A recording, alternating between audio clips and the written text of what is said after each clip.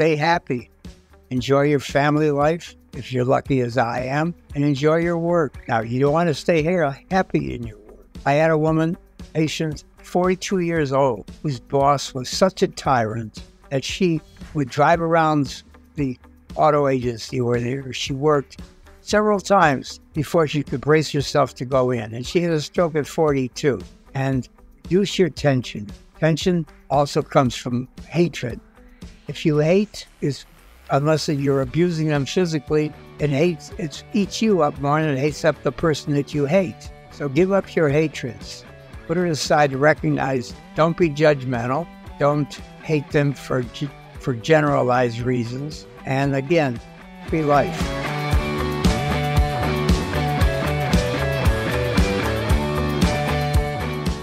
Hey everyone, what's the secret sauce of longevity?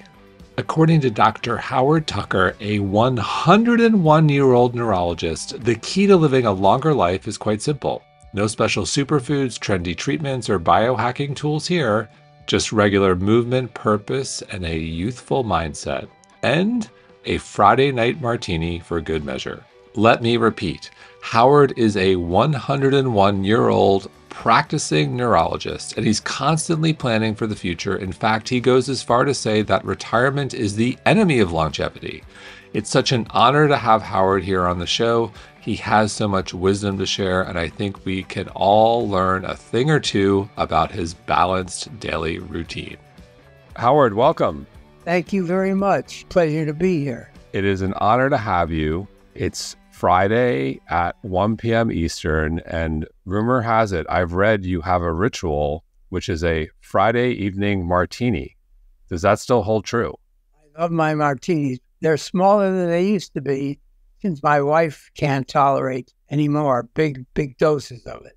So is that weekly? Is that daily? What time of day? What's in it? I'm very curious. After I come home from the hospital and she has finished working too, we sit down and please ourselves with a martini. And what time is that usually at? About 7. Wow. Okay. So you're in the hospital. You're in the hospital. Walk us through your workday. Well, at the moment, my workday is to get on the computer screen and do expert medical testimony, since I have a law degree as well as my medical degree, and I just enjoy medical legal expertise. It affords me a chance to learn because I want to support a point. I look it up either in books or on the screen. That's my day at the moment. I'm looking for another teaching or practice job, since the last place I worked just closed down. I think they went bankrupt, and they're no longer a hospital after 175 years. Wow. So you're 102. How old is your wife? No, I'm 101. 101. Sorry. When do you turn 102? Next July. I just turned 101. You just turned 101. Do you know what are you going to do to celebrate? Have you planned your party for next year yet? We had a big party on my 95th and my 100. I mean big. My 91 is just, my 101 is just another birthday. My wife is 11 years younger. I met her when she was in med school and my student. I looked across the room and I said, "John, that's a cute girl with a lot of freckles. She's adorable." And then this was at Columbia. And I didn't date her then. About 6 months later, I saw her on the street by chance. He was coming back from the dentist, and I went to pick up my newspapers. We started talking, and she was a good sport. I took her to QXR, is that the name of the station? That had classical music in New York. And I took her ice skating, which she didn't really like, but she went along with me. That's it. We got married, 4 kids, 10 grandkids. Congratulations. So how many years have you been married? We're at 66 years. Wow. So what's the secret to a 66-year marriage? Well, the key is compromise. As my father would say, and I've adapted it, my father would say, when I'm coming home from work, driving home from work, I will think, boy, I'm looking forward to a good meal and read a book. When I get home, my wife says, let's go to the movies. So we compromise. We go to the movies. And I can follow that with a poem of Ogden Nash. Ogden Nash was a silly poet. He wrote short poems, probably in the 50s. He died in 77. And his poem about marriage is to the husband. If you want to keep love in your loving cup, if you're wrong, admit it. If you're right, shut up. And I think that's so perfect. He's the one who wrote the poem, Candy's dandy, wine's fine, liquor's quicker. Yeah, he was remarkable. No, nobody talks about him anymore. Fame is a passing event. Yes. So I totally agreed. We talk a lot about longevity on this show and on mindbodygreen, but you're living it. You're doing it. And I think most of our listeners, including myself, are curious, what's your secret? At the highest level, what do you do? What don't you do? So for one, you enjoy a martini with your wife after work, which is fantastic. Walk us through what are some of the other things you do and some of the things you don't do in terms of your lifestyle? Well, I have a job I enjoy all my life. I would start rounds at 5 a.m, usually, for two reasons. One, the other doctors who make rounds at that time, the few doctors who make rounds at that morning are not interested in silly conversations. And two, it's a very effective time to work. Patients are drowsy. The nurses don't complain about the patients. The patients don't complain about the nurses. And you have very efficient time to look at the chart, greet the patient, even though they're somewhat drowsy. Then I enjoy my work all day, go to the hospital in the morning, and in the afternoon I'm in the office, and I go home and enjoy my evening, either reading or watching television, mainly PBS. We see so many English movies that when I see an American car driving on the television screen, I think, he's driving on the wrong side. He's driving on the left. He should be driving on the right side. Even though I have an MG that dates back to 1948, and it's a right-hand drive. I got that when they first imported cars from England. They imported 1,500 Roadsters, MGTC, because they weren't sure Americans were going to take on Roadsters like that. So they didn't bother changing the right-hand drive to left-hand drive. I love it. Austin, my grandson, works with me on it. Has cleaned. We have a great time. His father, Peter, too. And that's it. I have a regular evening. Go to bed. I either read or go to bed. So it sounds like you work. So you have not retired. You enjoy time with your wife. You sleep. And I'm assuming you're a good sleeper. Would you classify yourself as a good sleeper? I am. Put my head on the pillow and I sleep. And diet. We live in a world where there's superfoods and miracle diets, so to speak. I'm curious, what do you eat? Well, our breakfast, for example, begins with a citrus during season, citrus during the winter, melon during the summer, and then I put the breakfast on the table, prepare it. So what I do then is cut up banana, strawberries in season, blueberries. I like raspberries. My wife doesn't. I just keep those on the side, and some milk, skim milk. No, 2% milk is what we use. And that's breakfast, sometimes cereal, and then tea. We drink a lot of tea. They talk about, depends where you are in the circle of life. Some articles say tea is better because it helps clean out the arteries, and others say coffee is better. Well, I just don't happen to like the taste of coffee. So we're tea drinkers. We used to get wonderful concoction from England prepared. We learned this from a psychiatrist who became head of psychiatry at the Cleveland Clinic, and his father was a famous minister in England, and his mother would send tea.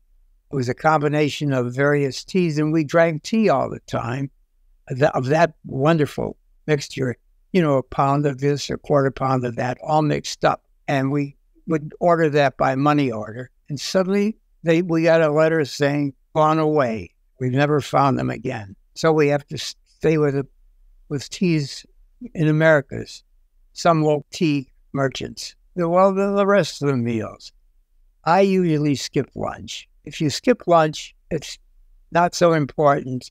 If you skip it for enough days in a row, you're not hungry at lunch. You're more efficient. Of course, you're not drowsy. And then I go home for dinner. Well, we eat fish, we eat a lot of vegetables, even broccoli, which President Bush didn't like. Bush the elder, H.W. Bush, didn't like broccoli. And rarely do we have cake or pies for dessert. We just don't. Sometimes we eat another piece of fruit, or sometimes we don't have anything. Although we do cheat and take a little ice cream, but I don't think that's so bad for you. So it sounds like for breakfast, you've got your milk and your berries, you skip lunch, you're a tea drinker, and then the evening for dinner sounds like fish, vegetables, occasional ice cream, and enjoying a martini. And occasional meat. There's no question we eat meat. Okay. You know, some vegetarians feel they prolong their life by being vegetarians. The Irish playwright, G.B. Shaw, he lived to 94. He was proud that he never ate meat, never drank coffee, never drank any stimulus, like liquor. I think he was depressed when he said, "Oh, if I could eat one steak, I would die." And then they asked Winston Churchill the same question: to what do you owe your longevity? And he said, "I start the morning with an Armenia brandy."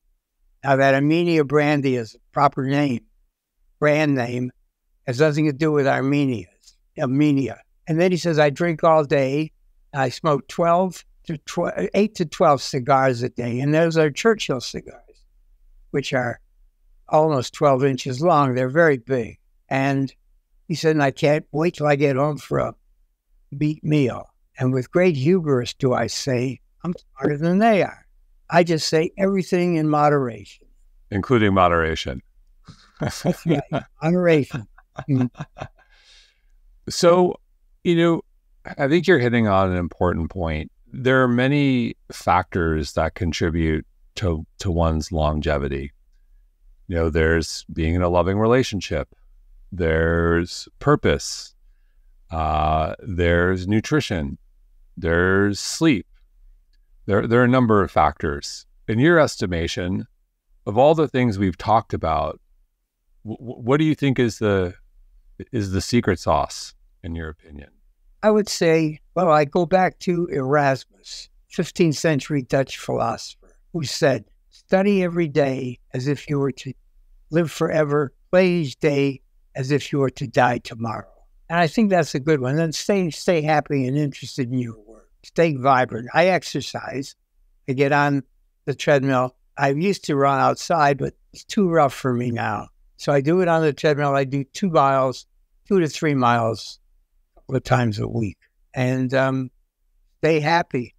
Enjoy your family life, if you're lucky as I am, and enjoy your work. Now, you don't want to stay here happy in your work. I had a woman, patient, 42 years old, whose boss was such a tyrant that she would drive around the auto agency where she worked several times before she could brace herself to go in. And she had a stroke at 42. And reduce your tension. Tension also comes from hatred. If you hate, unless you're abusing them physically, it eats you up more than it hates up the person that you hate. So give up your hatreds. Put it aside to recognize, don't be judgmental. Don't hate them for generalized reasons. And again, happy life. Sounds like we need to be better at letting go of the emotional junk in our everyday life that tends to accumulate. Perfect choice of words. So what do you make of the biohacking movement right now, where there's all sorts of treatments, injections, therapies that are looking to extend a person's life? And they have nothing to do with letting go of their emotional junk or being in a loving relationship. They're all a lot of injectables, a lot of treatments. What's your take on these shortcuts, if you will? Several things. We talked about a general diet, meat, but small amounts of meat. Medicine has gone to reverse itself. When I was in med school, they said, use Demerol, don't use morphine. Now, of course, you use morphine and you don't use Demerol. They would say in the early days, don't eat butter, eat margarine. Now they say eat butter, don't eat margarine. Woody Allen kind of said that in the movie Sleeper, where he wakes up 100 or 200 years later, and they say to him, we're going to feed you with steak and butter, as latest research shows that this is best. And in those days, everyone would roar. The other thing I think is important is no cigarettes. Of course. Cigarettes and vitamins run a similar course in the history of medicine, and it shows the fallibility of physicians. They are not infallible, although many think they are. For example, cigarettes. When I was in med school for many years afterwards, the physician with a cigarette dangling from his mouth would say to a patient, use cigarettes. It'll curb your appetite, quiet your nerves. And they would walk into a patient's room with a cigarette dangling from their lips. And you go to a medical meeting, you couldn't see the screen because of the blue haze. And now you know where cigarettes are. They recognized for what it was. Now, the reverse, not the reverse, but the opposite flow of events occurred with vitamins. At one point, the use of vitamins was lowest among physicians. They just didn't believe in them. And they were the fewest number of people taking it. But now they take it and they're equal at least to the general population, even more so, concerned about the need for extra vitamins. So that's the progress in medicine. Of course, CT scans and MRIs have changed the whole approach to medical. Yes. So, look, you're very sharp. And something that's top of mind for a lot of people is their cognitive health, specifically cognitive decline. What are we know a lot more about cognitive decline and brain health. What are some of your secrets? Are there things you've done that you think have allowed you to stay as sharp as you are? Well, genetics is one thing. My father would drive over to have dinner with us after my mother died, or before, but I'm talking about now. When he would drive over, he was 95 and vital. I think genetics is a head start. It's no more than a head start. As I said before, I think everything in moderation. No cigarettes. That's important. Interest in your family, interest in your work, and continue to be productive. As I told you about Erasmus, I think that's a very persistent, happy thought, brilliant thought, going back to the 1500s. How does it feel to be 101? Do you feel any different? I don't feel any different. I feel vibrant. My family is, for the moment, taking my car, but I expect to drive again. Just not after the martinis. No, not after the martinis. No, that would be a no-no. They force me to use a cane, and I don't use it when I'm feeling balanced, but I use it on concrete and on grass. Other than that, I feel like I always felt. Interested, happy, moderate living. What do you think we get wrong about aging? Perception of what aging means. When I was young, 35 looked old. Now, 65 looks like a child. It's all perspective.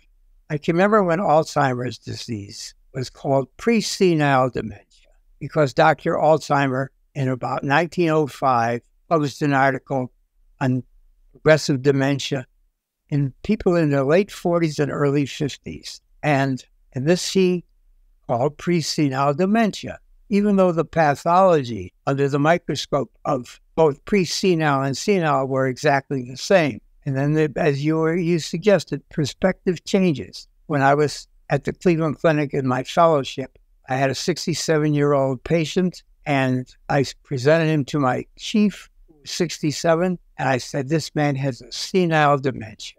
Well, I heard plenty from him about the senility of 67. Now I think he was right, but now they call it all one disease. Alzheimer's himself didn't want it to be called Alzheimer's. He wanted it to be called something like chronic cortical atrophy. But now, of course, his name is eponymic of the whole thing. You know, it makes me think, given your sense of history, do you have a favorite decade? That's a very difficult question. I'm not sure. I loved my Navy time. I was very fortunate. They appointed me chief of neurology for the Atlantic Fleet, and I had to examine any patient who was being discharged for neurological reasons, whose home was east of the Mississippi. I had to examine them, and that was a delight. And also, I had 3 grand rounds a week with the professors in Philadelphia from Jefferson Medical College, College of Medicine, the University of Pennsylvania, and Temple. And just a delightful experience, learning from these extra special people. They were all stars. That was probably my happiest decade. How much do you think mindset plays a role in longevity? Sounds like you're an optimist. That's why I'm asking. Oh, I'm sure it is. I have several friends who are now gone who always talked about, you're young, I'm old, even though they were the exact same age. And they both died earlier. And I think I'm going to live forever. I know it's not reality, but I have no fear of dying. It sounds like you're constantly planning for the future. I'm always planning for the future. That's quite right. I'd like to go hiking again in the Alps where I was once. I don't know if that's wise, but I'm thinking about it. Do you think part of our problem with longevity is culturally in America, there's a desire to retire, and things tend to go south from a health perspective once people retire and lose purpose and connection and the routine and so on? I think that retirement remains the enemy of longevity. I'm so sure about that. You read every day something in the newspapers about someone who retired 6 months ago and he's dead now. I can't emphasize that enough. To stay optimistic, happy, and interesting in your world. And I'm curious, is there one thing you can't live without? Besides my wife? Yes. Good first answer. Well, I think the computer makes life easier. You know, many years ago, an attorney from Columbus brought me a case of multiple sclerosis, which he said was made worse by an injury. And I said at that time, there's no such thing. He wrote me a check for a certain amount and said, go study it. I spent a week in the library, getting a bursitis in my left arm, pulling out books in the medical library, which was a 3-story medical library in Cleveland. And I found some that supported his posture. More recently, I saw another patient with the same history of trauma making MS worse, and I went in the computer, and within 3 minutes, I had all my information. So I think the computers spoiled us. It's hard to go back once you get someplace. My father would tell the story about when he was living in England, where he was reared. He would first go to a shower that everyone used in the center's town, or a bath. And then he got enough money to go to a semi-private bath. Then he got to the private public bath. Couldn't imagine ever going back to the other ones. I think that's progress. I can't imagine I would go back to persistent looking at books and articles in the library. So you're taking time to do interviews like the one you're doing with me today, and I think it's just so incredible that you're doing this. There are a lot of lessons that we can all learn. As I said, a lot of people want to live as long as you have and be cognitively sharp and active and happy, joyful. And I'm curious, people are listening and they're going to form their own takeaways. What do you want people to take away from you and your story and your life? I would say, first of all, no cigarettes. That's Yes, we're there. That's my first thought. No cigarettes. Stay vital. Stay interested in your work. If you do retire from a job, think in terms of meaningful volunteering. That's acceptable because it maintains your interest and your vitality. I pick friends who are younger than I am. My father did this when my mother died. He would, and I'm the same way. I have friends, good friends now, who are in their 70s and 80s, and They keep me young. I continue to exercise, but it gets harder and harder to do 2 miles, 3 miles. I do it. And I think that's it. Stay interested, stay happy, moderation in food, moderation in booze, no cigarettes. And, I like that you mentioned volunteering. I think that's such a wonderful place to start for anyone, even those who are maybe a little depressed, maybe going through a hardship. It is just so wonderful to help people, to contribute to a person or a cause that is bigger than oneself. I think it is underestimated. I share that feeling with you completely. It is underestimated, and it's important. And if you had to leave our audience with advice on adversity, adversity strikes, adversity is part of life. There's no getting around it. Adversity can take people down, and for other people, they become stronger, they become more resilient. I'm curious if you have any thoughts on adversity, because I know you've had some during your lifetime. First thing I would say is we had a carpenter, a genius carpenter, and we were building when we moved into our current house, which is now 100 years old. And he was the immigrant, and he said it should go in this ear and out the other. And I think that's a wonderful, wonderful concept. Adversity, there's always a light at the end of the tunnel. I can remember when I broke up with a girl in my 20s. I thought the sun would never shine again. How preposterous. You have to look and recognize that this will pass. The adversity can be corrected. Is there anything else you would like to say that we haven't discussed today? And I will add that there's a Kickstarter for a documentary that your grandson, Austin, is working on, which I encourage everyone to contribute to as they're profiling you, a worthy cause and many life lessons, and we'll link to it in the show notes. But in addition to that, is there anything you'd like to add that we haven't touched on today? You were so thorough. No, I can't. I won't get into politics with you. We don't do politics here. That's my secret to longevity. I have no more comments. Yeah, we don't do politics on this show. That's why this show has longevity. That's good.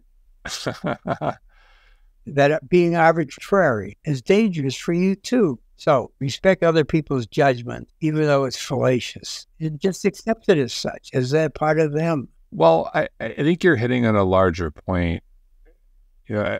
Look, America is so divided, and it's unfortunate. And I always, and this is often more difficult in real life than it is said, but I always try to encourage people to approach conversations that may be extraordinarily difficult or tense when someone's challenging your beliefs with curiosity and empathy, and that's hard to do. It is hard to do, but you think it through and realize they're sincere in their beliefs, and you don't have to incorporate them. You don't have to like them, but don't be judgmental and be arbitrary about it. Well said. Howard, thank you so much. I'm excited to celebrate. We'll have to have you back after 102. Well, I'll look forward to it.